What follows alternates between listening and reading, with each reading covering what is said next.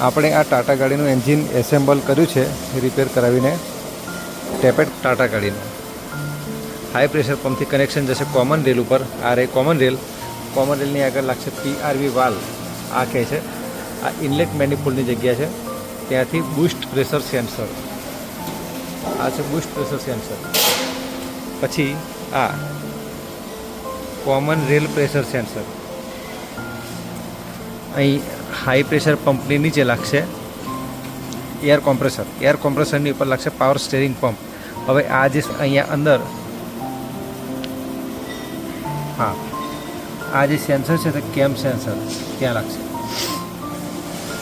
આગળ ટાઈમિંગ બધું લાગી ગયું છે. બીજી વસ્તુઓમાં આ છે વોટર પંપ જે પાણીનો થ્રો કરે છે. આ મેઇન પુલી, ક્રેન્ક સેન્સર. આ છે ક્રેન્ક સેન્સર, ક્રેન્ક શાફ્ટની પોઝિશન બતાવે. આ બ્રીધર પાઇપ છે. આ પાણીનું છે, અહીંયાથી કનેક્શન. આ છે થર્મોસ્ટેટ વાલ્વ, ટેમ્પરેચર સેન્સર 1 અને બીજું 2.